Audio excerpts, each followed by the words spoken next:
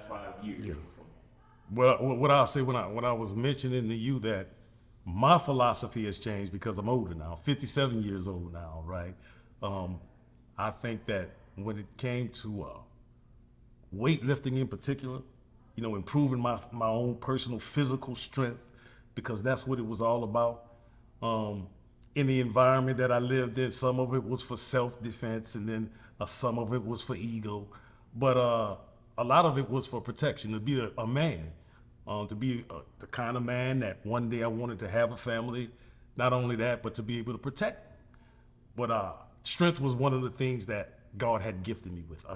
This was a very strong person. But I've learned over the year, strength, with great strength comes great responsibility. Even with God gives you the strength, give you health, it's our responsibility to take care of it. That's the gift, right? So, I've always was so much stronger, man, so strong, so much stronger than everybody else seemed like I encountered. I understood that it was a gift. But I was reckless too, because I didn't care if I was hurt. I didn't care if injury or whatever. I would continue to push myself, and push myself. That served me in two different ways. It served me good because I really think I deal with pain a lot different than the average person. I can deal with the pain. Um, I'm motivated by the drive that's deep inside of me, not only that, but by pain, because the pain is challenging my drive. The pain is saying, man, sit down, man. That's the furthest you can go.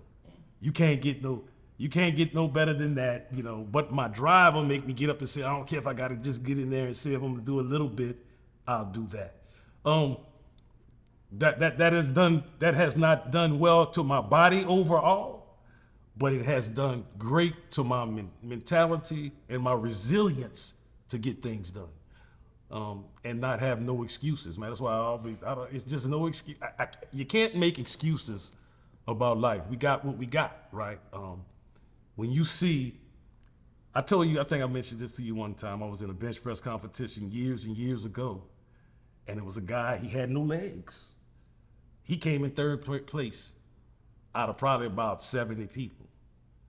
So he didn't let the fact that he had no legs stop him from being as great as he could be on that bench press. And he has outstanding accolades because of it. So it's another example when you see people who don't have just the general things we have. It just could be your limbs. A person that may not have all their limbs and still able to do things. See one guy with one leg, dunk a basketball. And, we see these type of things, and that lets us know that, we're special creatures, that we can do things, even when we're injured, when we've been harmed, or if we don't even have it. And that, to me, that story relates down to a lot of things, in particular Black culture too.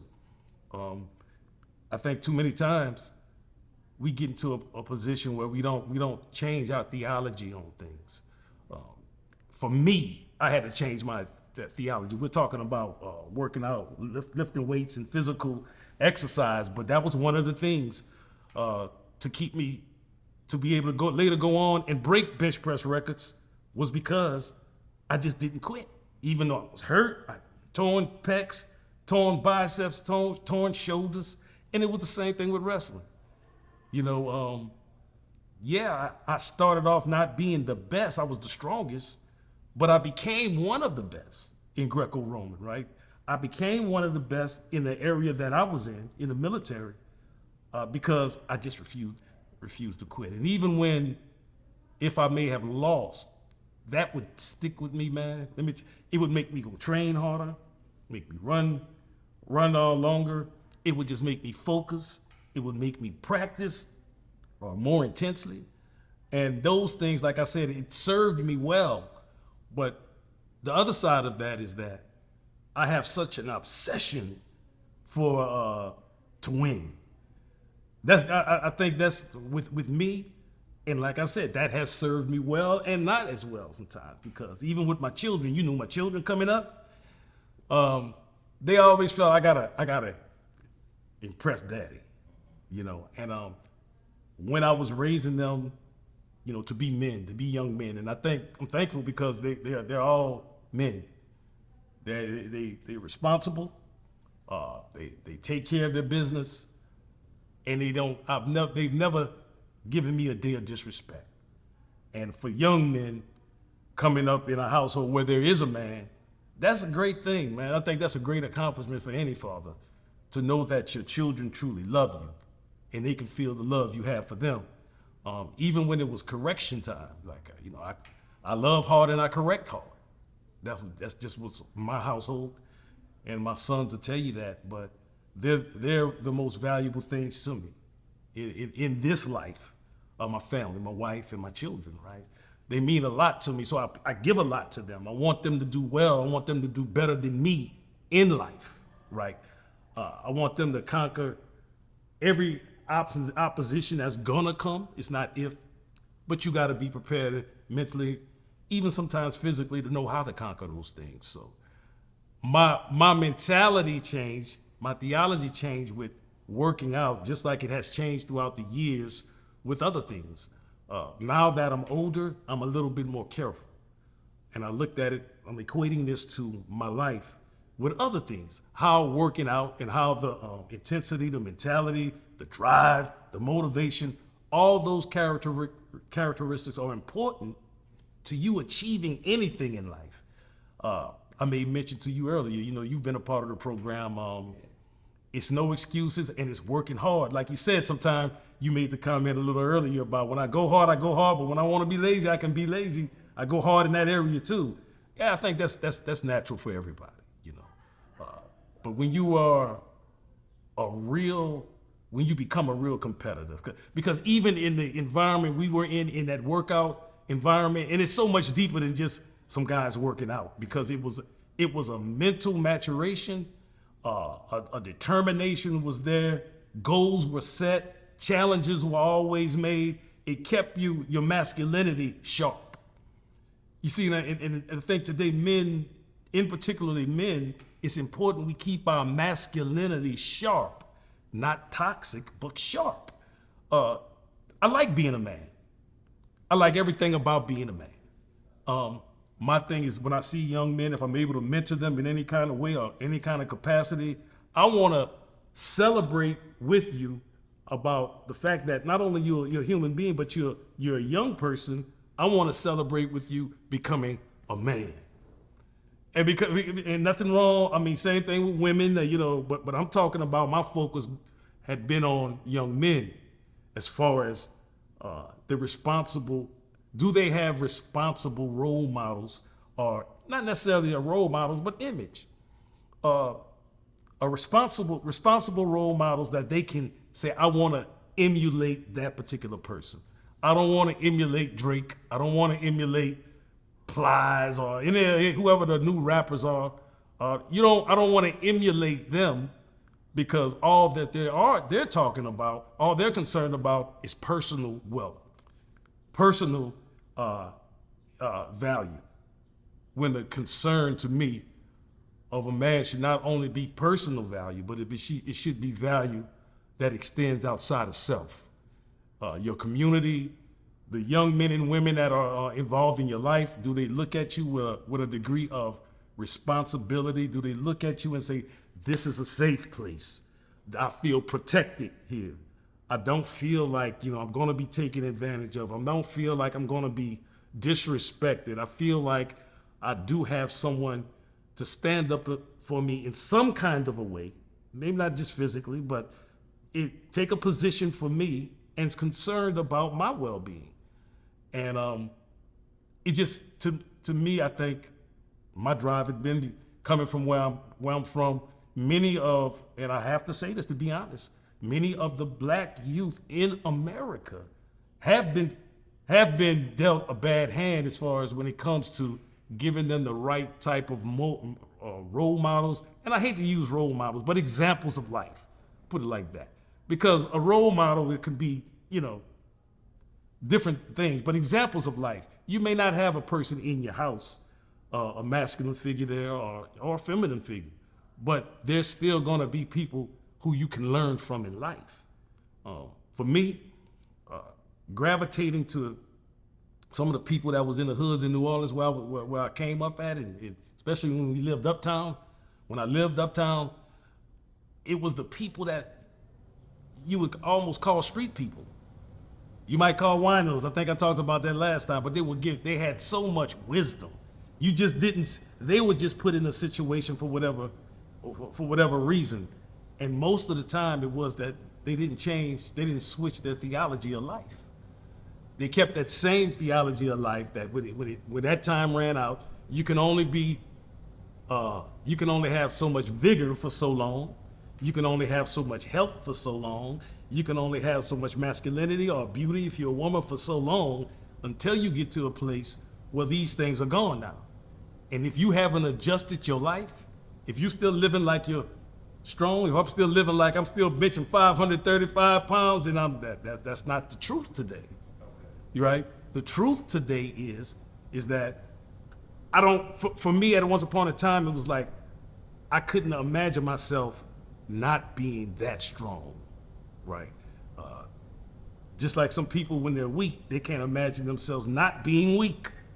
But when you are strong, or the best place to be in is always attempting to get stronger. Don't make a difference how strong, but attempting to get stronger. Now, so speaking physically. Physically, man, I'm just using a physical example, but I'm talking about all the way around. Okay. I'm just using the physical example. It's probably easier to understand. People like to work out. Normally they go, first time they touch the gym, they want to get stronger. Or in today's environment, they want to get fitter. You know, unfortunately, women they want the big behind. So you're going to see them doing these things. You're going to see men doing things also that may attract women, right? But they're doing something for the reasons that's inside of them, normally for attention, attraction, or whatever it may be. But the thing is that when we change, like I was saying about the wino or something, like when you get stuck without changing the theology of life, when you get to a certain point, you run into a brick wall. Excuse me. Let's say you run into a bereavement. Mama died. My mama died 2 years ago here now. It's been 2 years ago. Father died. Yeah, that's all right, brother. You know, that's a part of life. She lived a good life. And you know, me and my wife and my kids, we grew up, I took care of my mother. And so my sons, they grew up with seeing me take care of my mama, right, who was blind, also suffered from schizophrenia, paranoia. We brought her in the house to take care of her, right? So when you see them boys, my sons, they all were a part of, they understand caring for those who are weaker than them. And I think that's the greatest message to communicate to men, to young men. They got the opportunity to see me care for my mother, not just be a strong person, not just be, you know, a good wrestler, strong man, not just that, but a compassionate person. And I think that's the most value. So everything that I'm doing now is kind of shifting and transforming more into that particular, even in my workouts. I'm not concerned. I mean, I wouldn't feel right if I couldn't bench this much, you know, and it start messing with you psychologically when you've been able to do so much. But I had to learn that's part of you, the life process, that as we get older, you're gonna get weaker. So you have to make some adjustments in life, right? And so it's the same thing with anything else, like I said. So to me, right now, where I am, to answer the question you said, I'm not competing anymore. I'm not competing with wrestling anymore. Will I train? Yeah, because I love those two sports, you know, the wrestling and definitely, you know, weightlifting has always been a part of my life, to help people, to be able to help people become stronger by what I have learned. I'm always willing to help somebody with that, you know. But for myself, I know I can't. I'm at the age now, coming up on 60 now. I cannot sustain a bad back injury from squatting 600-700 pounds, something like that. So it doesn't become the greatest importance. My health becomes the greatest importance now. You know, being more fit, not carrying the extra weight, the big muscle is good, but it looks good. But aesthetically, I know because I was so big one time that it was uncomfortable for me in a lot of ways, right? When it come to wrestling, I couldn't be that. When the time I wrestled, I had to cut something like 20 pounds just to be able to breathe like I need to because of carrying the weight. But I was always strong. But when you're in a technical situation where your strength is being stalemated by someone else, that exhausts you. It can zap your energy if you hadn't been doing the cardiovascular training or you are carrying that excess muscle. It looks good, but muscle is not magic. Like I tell people, it doesn't mean that you're the baddest man in the gym. None of that. It's what's in here that make you your heart. Trust me. So I understand that now I'm in a part of my life and my training to people who have been away from the weights, trying to get back to the weights. Mine, because I got that let's get it mentality, right? It's that start there, stay there, and make that entertaining and interesting. And before you know it, you'll be back in shape. Before you know it, you'll be at a different level of strength. Before you know it, without potentially hurting yourself, because injury is something that it's gonna happen. But as you get older, if you don't become wiser, I've seen people not touch a weight because as they got older, they didn't transition from the person they thought who they used to be. Yeah. I'm not the 25-year-old Zulu no more. But I had to understand that. And see, for athletes, for people, it's hard for them. That's why you see so many old boxers, they want to come back because that's all they know. They may have been wonderful, may have won Golden Gloves, may have had 300-something amateur fights, didn't lose many, may have won world champion titles. Now they're in their 40s, and it's hard for them to transition.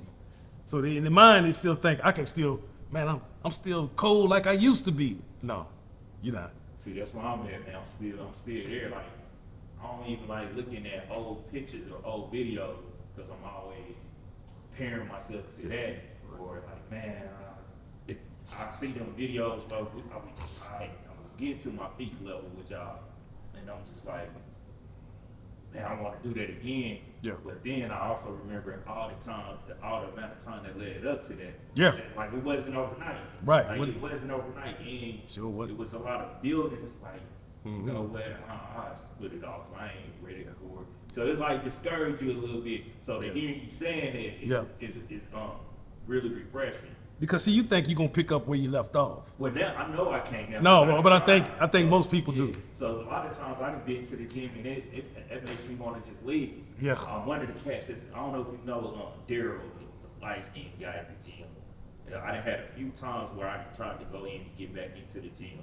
Daryl, who He does a lot of talking. oh man, yeah, bro, yeah. He talks so I don't have no disrespect for the brother, but I'm like I'm in my zone. I be messing with him about that. Yeah. But he saw me one day, man. I was just having like one of them moments, man.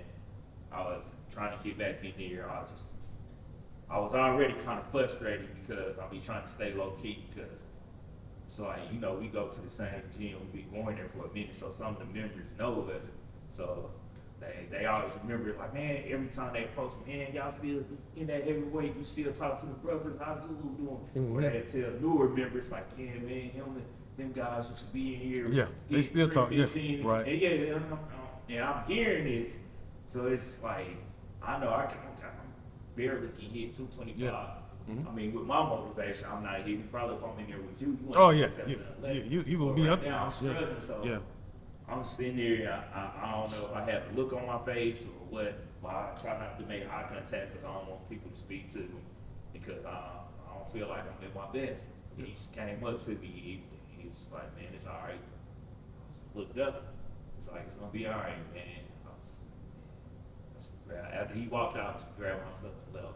I felt disappointed, man. Right. Like, dang, bro. Like, I'm gone. Like, I don't know what it was. I really can't describe what the feeling is. Yeah. I just, it just didn't feel good, man.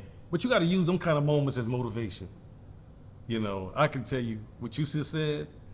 When I got hurt, right, I got injured overseas. in the military, and I came back, and it was like this leg. It was this leg. Remember, you know that scar I have.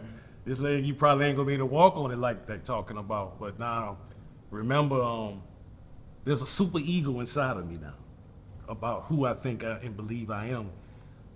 So the time I got back to walking right and everything, and I went to the gym, man. I couldn't squat no more. But over the years, I still did it. You know, as I deal with, we squat, and I deal with the pain while we do it. And like I say, that has been one of my things, dealing with pain all the time, whether it's physical or emotional, and still being able to perform under the conditions of experiencing pain, right? So I had to do the same thing, man. When I first got back in, because everybody knew me for being so strong, and now he's hurt. He's not as strong as he was. That motivated me, and I became stronger because of that particular motivation. But getting back to it was like, man, I don't think I might ever. I'm in the middle. I'm in combat arms, so I got to run. I got to, they don't play. They ain't gonna sit there and you got so much time to heal and get back out there, right? So I had. For more content like this, subscribe to my YouTube channel at Iron Chat Strong.